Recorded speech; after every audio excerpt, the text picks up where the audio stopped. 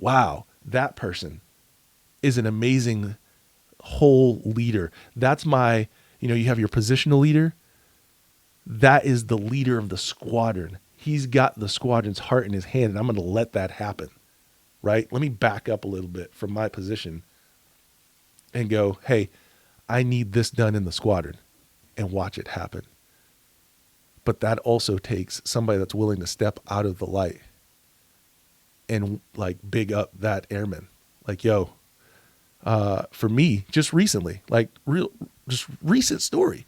So right now I'm the inspector general, and I have an amazing inspector general team.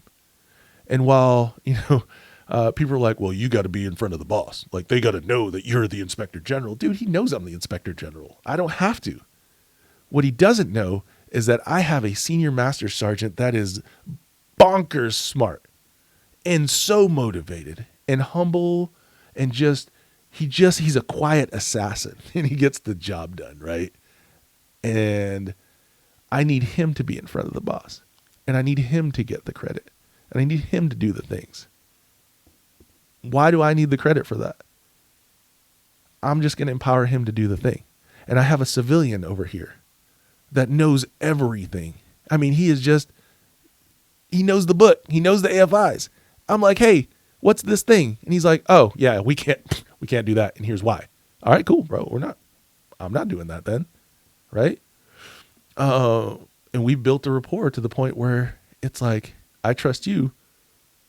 He trusts me because he knows that if he runs into, or they trust me because they know if they run into an obstacle, send in this guy. Like, I will go, let's go upstairs. Let's talk to the bosses. Let's get this obstacle out of your way. I got you. And they also know that I buy risk. So if they had failed at the thing that I was letting them run with, dude, that's my failure. I'm sorry I let you guys down because I should have seen that and kind of steered you away from trouble. But I didn't. So that's on me. But the fact that this is successful and you guys flexed on it and you did it and you put the work in, you put the hours in, nope. Take my name off that thing. That is you. You did that. Wow. Round of applause for that guy, right? And what's that do for him? He knows that he is the junk. Like, he is the shop. He is the IG. All I am is the getter outer of the way of thinger guy, right? That was very all the English. It works. It works. My job is to move obstacles, right? Could I jump in there and get that thing done? Sure, but it wouldn't be as pretty as what you just put together. You just Picasso'd a readiness exercise. You and him just put together and made sure that our inspection plan was tight so that our inspection was effective, right? Like, great job. Oh, Tyni, you did a great job. No, man, no. You need to know these names. My master sergeant over there, that's the ground level worker, like getting it done with the squadrons, making sure their inspection programs are tight. He did that, right? I have one teleworking because she, because of other issues, can't even come to the office, still killing it. Fourth quarter senior NCO of the quarter, because still putting in work. But I need to recognize that. Because it's easy, especially when you're teleworking, to just get lost in the shuffle. No, not on my watch. You know what I'm saying? Like, we're going to bring you in and we're going to still take care of you. And if you're still putting in the work, then we're still going to recognize you. Yeah. You know what I mean? But I'm retiring. Doesn't matter if you're retiring. You did the work. You deserve the reward. And so, like, that is what I would like to pass down. Like, that's what we do as leaders. And then it's also my job to bring Russ in and go, hey man, look, here's what's happening. And here's how I want you to try this. And here's the experiences that I want you to do. This is how I want you to try leadership. And I want you to fail. I want you to fail. Like, and that's another thing that we have a tough time with, but not in the aviation realm. In the aviation realm, when we're in the air and we're in an exercise, those exercises are set up for us to fail. Why? Because you learn more from failure than you do from success. And then what do we do once we go up and we fly the mission? Debrief. And we have straight talk about what just happened without mincing words. Like, I'm going to tell you, like, I like you. You're a good dude. But You messed this up, and here's why. But here's how we're going to fix it next time. Here's how we're going to make you better and ready and able to handle the challenge next time. I'm like, bro, that's leadership. Why can't we take what we do in the air and bring it on the ground? But when we get on the ground, sometimes we get blinded by just the admin part, and we're not thinking about the people part enough. And so I've had the opposite problem. I've had to bring on the admin part because I've always loved the people part. So it's a different problem. So that's something that's always on my cross check too. I need to get better at the admin part because that's how I'm going to take care of the people. I need to get better at the admin part. But also, like these books that are on your wall, I'm still trying to sharpen my craft on the leadership part. I'm still trying to learn people at an individual level. I think the squadron is probably, maybe the group, I don't know, I have to talk to some group commanders, but the squadron level is probably the last time you get to know all of those individuals. From that point on, you're just trying to learn the leaders that are within your organizations as you climb up, and then as many individuals as you can, right? I know if I get command, one of my weaknesses is going to be, I want to walk out and I want to talk to all the people all the time, but I have to set aside the time to do the admin. So I promise you, I'm going to hire an exec that is fully empowered to go, you need to go back to your desk. You need to go work on whatever for an hour, because it's also about the team that's around you, right? I know I have a bunch of weaknesses. So how can I fix those weaknesses in a short period of time? Well, I put people around me that my weakness is their strength. And the biggest, closest example was my commander when I was a DO. We are exact opposite people. And for the first couple of months, we just butted heads, and it was constructive, but it wasn't necessarily efficient. But then we had an event in our squadron that was not good. And I think he saw what I brought to the table. But also I saw what he brought to the table, because that man was like checklists and just very admin, he was a savant with the admin. And I was with the people, making that happen. And it was so cool. It was it was like Stockman and Malone running the pick and roll. It was symphony, okay? In a tragic event, which it's hard to debrief an event like that, but looking back, I wouldn't have wanted a different partner in crime because of what we brought to the table as complete opposites. And I think the more we realize that too as leaders is that, you don't want necessarily your best friend that does everything the same as you on, intimately on your team. You want people that think differently. So there are two different types of diversity, and I think that's very important to understand. There's diversity in skin color, right? Important. I want to see, people that look like me in leadership positions. That's cool. But there's also diversity in thought, diversity in background, right? Because I want as much diversity around the table as possible so that my blind spots are covered, so that we can, when we have a conversation, I know that this person over here is going to fight my position, just so that I think about it. Now, if I'm the DO or the commander, I'm still going to go, cool, great story. I see your point.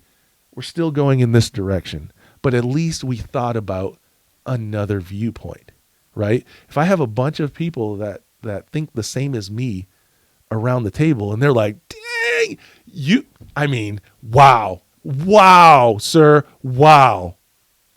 That's genius. We should go with that. Never a good idea. Never are we going to make this unit better, because I know for a fact that I have blind spots. I know for a fact that I have bad ideas, I know for a fact that I make mistakes. But if I can cover those blind spots with a whole bunch of diversity of thought, now it is not a democracy. At the end of the day, the DO, the commander, the chief, the superintendent, that team is going to make decisions. But if I can have around me an exec that is completely opposite of me, and I go, what do you think? And they go, well, sir, have you thought of this thing? And I go, nope. That's what I want. I want a flight commander that doesn't necessarily think the same way I do. I want a shop chief that especially doesn't think the way I do, because for me, I know one of my weaknesses too is that it's like, all right, we're looking at this training folder, right? It gets the job done. Let's go train some more. The folder doesn't matter as much. But I've learned from, especially being an IG, that folder matters a lot and it needs to be tight. But especially Captain Pina was like, it's good. It says what it needs to say, kind of. You got to get the gist. Move on. I don't want that kid as my chief of training. Or I do, but I'm going to keep a close eye on them because I'm trying to grow them, right? Like when they threw me in the wing exec seat, when they threw me in as the chief of stand-eval, like my commander was constantly like, bro, check this out. Do it this way. This is what the AFI says. You know what? Never mind. Go read the AFI. Tell me exactly what it says. Highlight it. Bring it back to me. Because they were invested in my growth, which is so cool. Like, wow, they took the time out. And commanders are busy, And when they take the time out to be able to, it feels right. And that's why I wanted to be a commander, and I hope that I get to be one, because the people in those positions have a massive effect on a squadron. Like, I believe that no matter what, you can walk past a bunch of people in a day, right? Strangers even. I don't believe in neutral. You either have a positive or a negative effect on everybody that you come across, whether it be a head nod, a wave, a whatever gesture. You're having a positive or negative effect. Body language, just how you come across to somebody, right? When you're in the squadron, you're walking around and you're like, hey, good morning. You just had a positive effect on somebody. Or somebody says good morning to you and you just walk by. You just had a negative effect on somebody, right? Like it just goes like that. So the goal is to have as much positive effect on as many people as possible during a day. And I would argue that a squadron commander, because of that influence, has the potential energy, if you will, to have a massive positive effect on a lot of people. Direct positive effect on a lot of people. Absolutely. If that makes sense. And turn that potential into kinetic energy and just keep it rolling, right? It's the same thing on a crew. Like I think I told you before, I've never been on a bad crew. And I told my wife, I'm like, oh God, I'm trying to think of all my deployments. I've never been on a bad crew. And she says, I mean, you're the common factor in that, right? And I thought about that. And while that's true, like I was on all of those crews, it's also true that I had other positive individuals on all of those crews that teamed up with me to make sure that we had continuous positive flows, because there's no way that I could be positive all the time, especially in a 6-month deployment or a pop-up deployment. There are times where it ebbs and flows, but if you have teammates that are able to pull you up sometimes, because I will be the Energizer Bunny for the most part, but I have my down days too. And to have another teammate or 2 or 3 that are able to pull the team up too, I mean, that's why LeBron always pulls stars with him, because he's going to have off nights. And he needs that shooter in the corner to hit the J at the end of the game to win it. He can't do it all himself. And I'm not LeBron James. Like, that's not me on the jet. Like, I'm pretty good on the jet. But that was not what I was saying.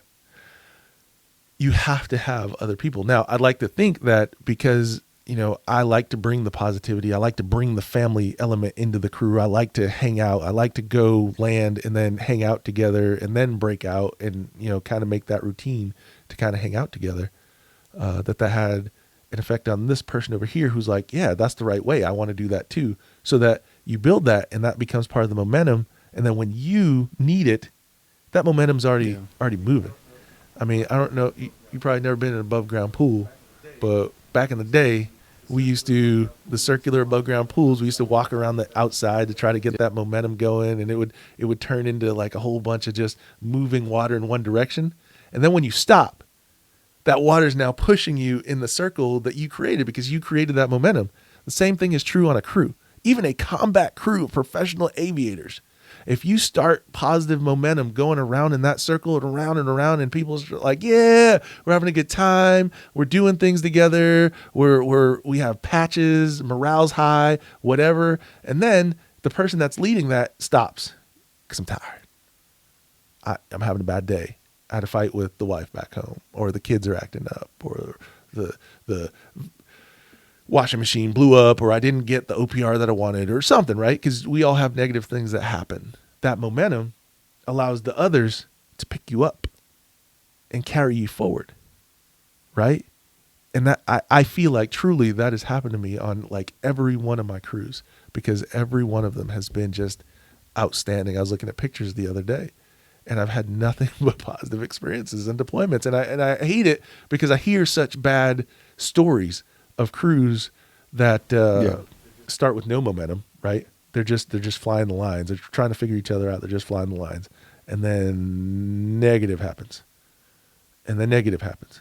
And then negative happens. And that's going the other way around the pool. And that becomes the momentum that carries, so that when somebody's like, hey, let's do something, that negative momentum pushes them over. And now it's just a all around bad experience. Like, I've heard that. And I feel blessed and fortunate not to have done it or had it, but it does make me think, and I try to dissect those because, especially in a squadron is just a whole bunch of crews. And how do you change the momentum or the negative momentum of one of those crews within a squadron before it takes over the momentum of a squadron? Like, those are the things that kind of keep me up at night, because it has a lot to do with individual personalities, and it has a lot to do with that we are a microcosm of the greater United States, and every problem that exists within the United States exists within the Air Force, and probably exists within our squadrons. So that's a lot, like, how do we deal with socioeconomic issues and all that could be causing negative momentum within a squadron or a flight because an individual's having problems? How do we get ahead of that? How do we get in front of it? How do we attack it? How do I know you so well that we can talk about those things as a commander? Or I've empowered my flight commanders to know their airmen so well, or the flight NCO, or that random senior airman that is just the people person in that section, so that they can change that momentum right there. How do we do that? I think it's cool to think about. And I think it's especially cool, like, for commanders, because they jump in. It's like, they're playing double dutch, and all of a sudden it's like high five, change of command. And then you just got to, you got to get in there and fight whatever momentum is already there. And you pray that you catch it on a positive wave, and you can just ride that wave and make it better. But that's not how it is for everybody. I hope that's how it will be for me if I get it. Yeah. But also, what if it's not? What will I do? How will I attack it? Because you can only do so much with the time that you're given. You're only in command for 2 years. So what are your priorities? And for me, the people are the priority. So how do I figure that out as fast as possible without breaking everything down in order to do it? Because we also have to get a mission done. Yeah. Because that is also important. And depending on which squadron you are taking charge of,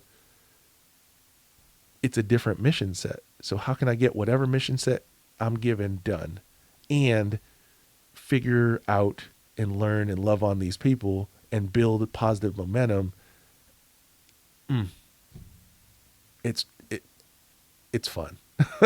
I love it. I love to live this. Yeah, this and it's a challenge. That's why there are so many freaking leadership books, and every like, you got one right here, like 5 or 6 in the shelves. That's the one, man, right there. John Maxwell's 360-degree leader.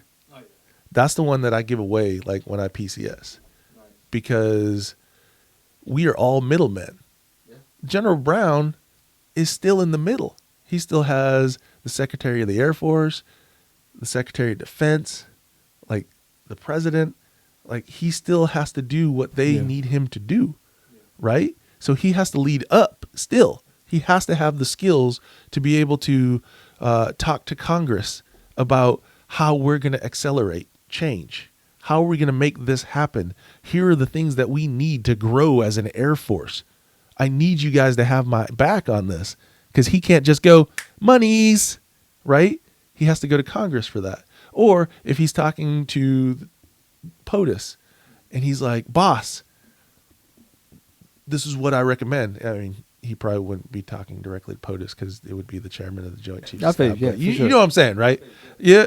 He's trying to maneuver so that maybe we put an airman in charge of CENTCOM, right? He's like, it's time. Most of the things that are happening right now are part of the air war.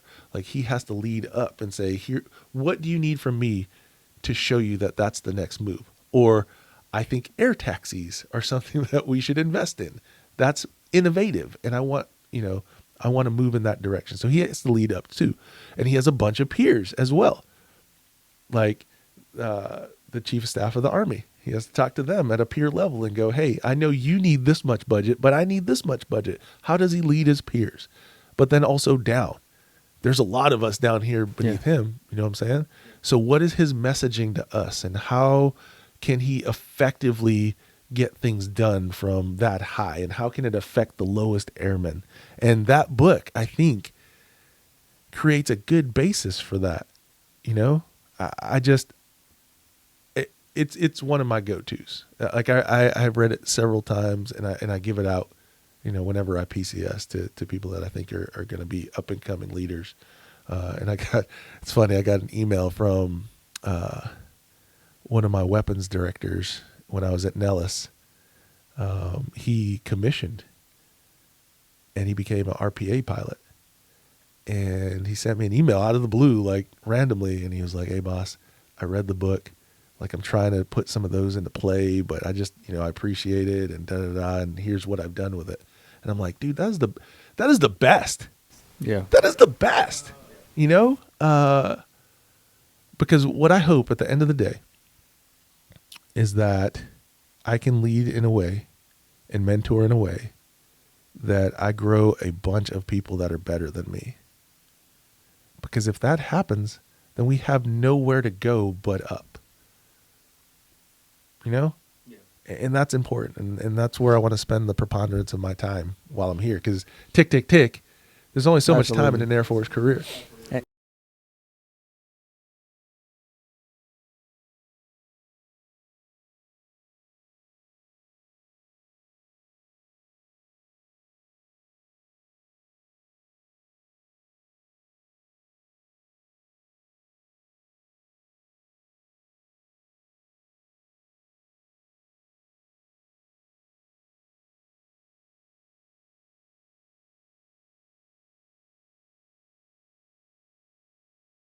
Wow. No, that's a great question. And I'll take it even more morbid, right? Like that funeral, like, who's coming to my funeral? And then how are they going to remember me? Like, and unfortunately I've thought about that on several occasions. And honestly, I just want to be the dude that people say he cared. He cared about me as an individual. Like, he exuded caring, right? Because that has all facets of meaning. He cared about the mission. He wanted us to be the best tacticians that we could possibly be. But even more than that, he cared about me and my family so much and wanted to put us in the best possible position, right? Like, if I can go out like that, like if that's how, squadron command ends up, and the most of the squadron, because there's always going to be, I've learned that there are always going to be people that, don't like you or whatever, for whatever reason. I have to be okay with that, right? But if the preponderance of people can go, that dude cared, like, and I would follow him anywhere. Like, what? That's the best compliment you can get from anyone. Like, I've heard a couple times, and it almost makes me tear up every time. Like, why are you leaving? Why are you going to Tinker? I was really hoping that you would lead us here. Yeah. And I appreciate that so much, because if somebody wants you to be their boss, that matters. Yeah. That matters. Like, Or you get a call and it's like, from Oklahoma. It's like, are you going to be a squadron commander? It's like, I don't know. Man, I hope you're coming to my squadron. I would love for you to be my commander. What? That's what's crazy. Come because on, man. Like, people stop know it. you're not, I wouldn't say a free agent, but you're Sure. moving, you're going. He's on the market. You know what I mean? Taking right? my talents to tinker. People know, and Sure. yeah, I agree with you, man. I hate to see you leave. No, like, and for sure. We've talked to him, and it's like Sure. you are the leader that, man. I don't think you realize your impact, just by you being you. Yeah, Sure. man. It's yeah. But that's dope, though. Like that's what you want. To me, is to take the time to be able to spend the time, because that is at the end of the day, you're talking about rewinding the deployment. What you're talking about is scheduling time for your priorities, right? And for me, if people are my priority, then I have to find the time for them. But I also have to do the opposite, right? In order to take care of these people, I have to find the time to do the admin to take care of these people. And that's in and amongst all of the meetings that a DO and a commander and an IG or whomever has. So how do you plot that time and still have time for your family? Because I'm going to be preaching, and I promise you this, and I'm going to look at the camera, ready? I'm going to be preaching, if I am your commander, that you go home at a reasonable hour. I'm going to say, if we can get the mission done and you can get out of here, then I need you to do that. Why? Because there's going to be a time and a place where the mission is of the utmost priority, and I need you to stay. And I might need you to stay for a week, or I might need you to do something for 3 months, or I might need to send you on a 6-month deployment or a year. So while you're here and CONUS and we have the time, I need you to spend that time with your family.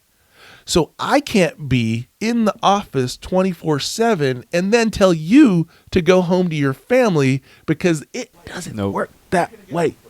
They're going to go, but you're So here. I gotta be here. So I want to support you. Like, if I'm that dude that's like pouring into people, they're probably going to want to like pour in too. So they're going to be right there in the bunker with me. Nah, dude, go home. You're not going home. Don't do what I do. Do what I say. Oh, you know what? I'm tripping. I need to go too. So that's all part of the time. So somehow I have to figure out, and this is hard for all commanders, DOs, chiefs, all of them. General Brown, I'm sure, right? How do I get as much done during the day that I can, including my physical health, including the things that I like to do that make me who I am, work, pour into people, and then family, right?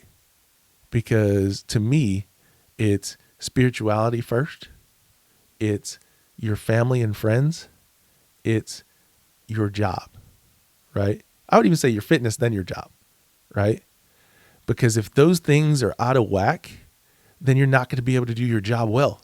If you are having issues at home, how can you be effective on the jet when I need you? It's not possible.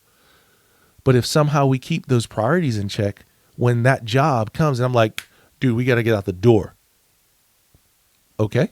My wife has been up and through the squadron. She knows everyone. She's comfortable with the people. She knows who to ask for help. We've taken care of that. I've been home at like 4:30, 5 o'clock every day for the last couple months. I've been going to practices. I have participated in like cooking dinner. I promise, honey, I'm gonna start trying to cook dinner more.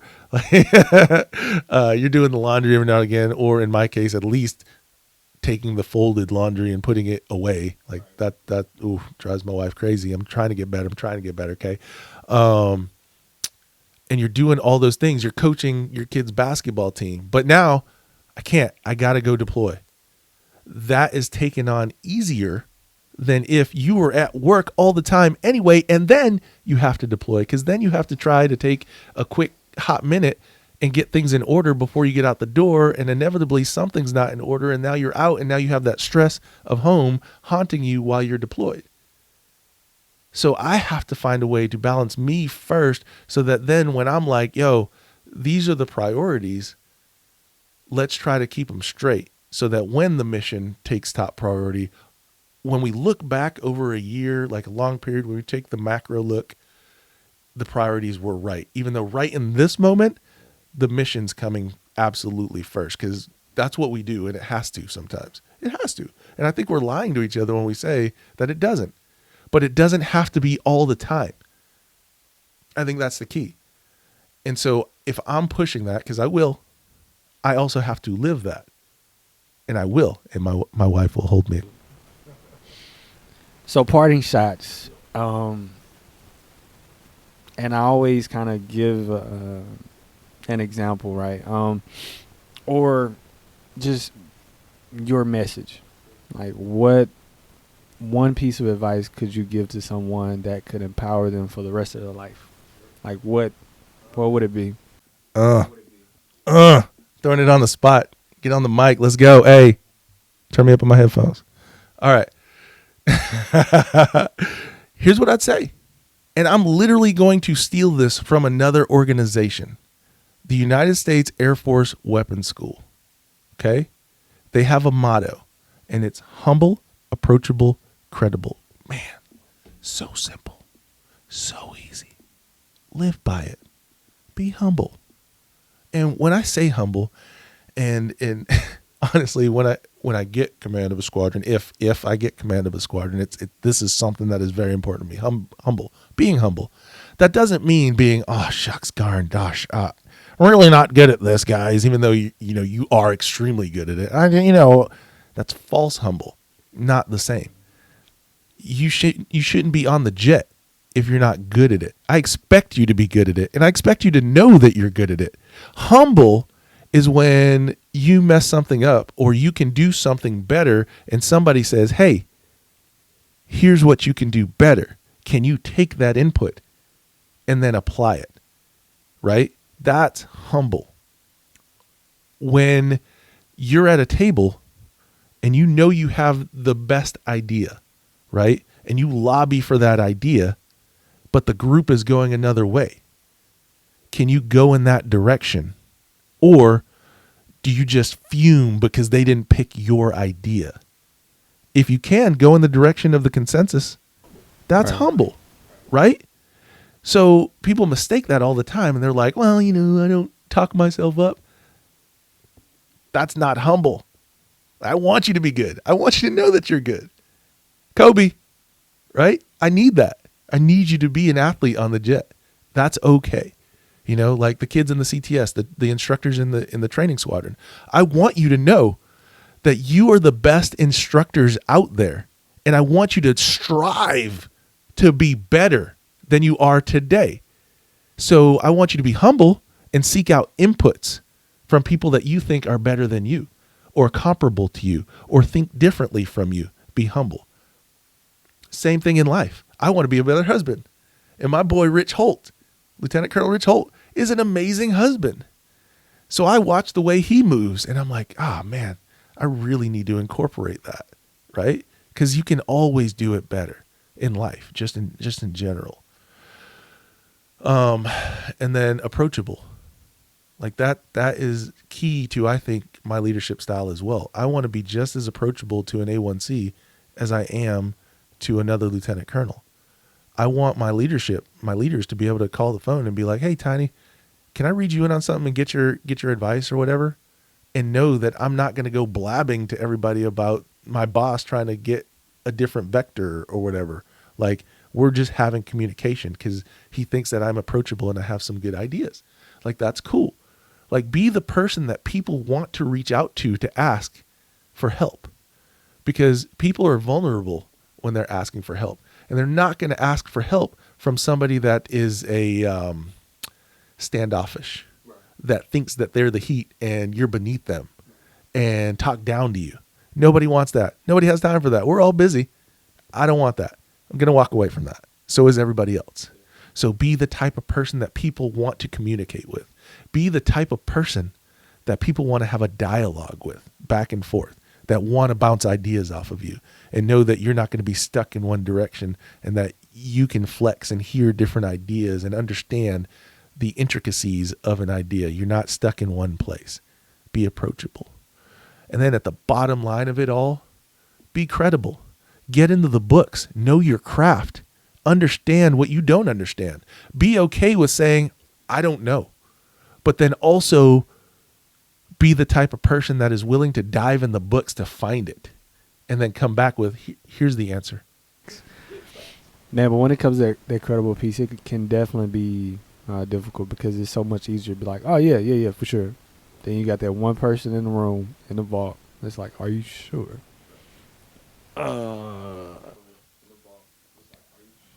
Right.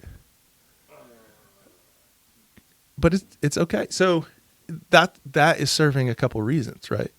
Like I can say, are you sure? And that's two questions in one.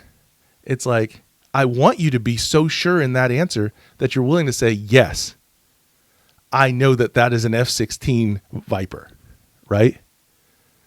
But then I'm asking that also to make sure you're that sure. Because if you're not, I want to be able to know that you can say, you know what? I'm not 100% sure. I'm going to check on that. So that you look it up. Yeah. And now the next time, you are that sure, right? I'm trying to teach you how to be credible. Because it's so important. And that's important in life too. Like I love being like when we were in Oklahoma the first time, right? We got hit by a tornado and, we were in a cul-de-sac and everybody saw that, we don't necessarily panic because my wife she's been through multiple JSTARS emergency procedures and all that kind of stuff. And she's very organized and she has her bug out bag and everything packed and it was cool. So from then on, all the neighbors would kind of look to us like, how are we going to move during this situation? Because they saw that like my wife was humble. She's super approachable. And especially after that tornado, she became very emergency management credible because she had her crank radio. She had supplies. She knew general patterns of tornadoes and sizes and debris fields and all that kind of stuff. Like my girl don't play. Okay. So it works outside of the Air Force too. Humble, approachable, credible. Like, and I hate to take that from the weapons school, but it works. It just does. And I love it. And I love that institution. I think it tries to crank out, the Air Force's best and brightest. And I'm not a weapons officer. I'll be honest. I flunked out of weapons school, but it is still a large part of me, because it does a great job trying to build you into something better, So I all of the experiences that I have there are positive, and I try to steer my airmen in that direction because even if you're trying to attempt to get there, you're bettering yourself on your way there. And if you decide not to go, cool. Mazel tov, go off and do other things. But, just the attempt of getting there, you're making yourself better and everything's good.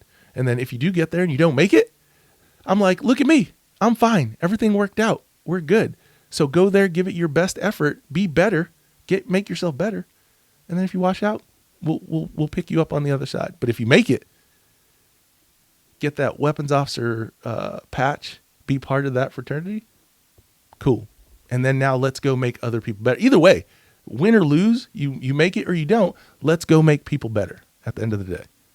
So hopefully that worked. Hopefully that answered. No, absolutely. Tinker, Air Force Base, I envy you. I definitely envy you. Yeah. Sir, thank you for Absolutely. taking time out. I know we're going to be in constant communication when you get a Tinker, so I'm not even going to worry about that. But definitely want to say thank you. I appreciate all of the things because it's been a little bit of a struggle. Q1, no write-ups. Put it out there because he won't. Man, but no, I appreciate it. I do. Keep doing what you're doing. I know in no time you'll have that squadron. And I'm excited for the future for you, your family, Thanks, no matter what it appreciate is. that.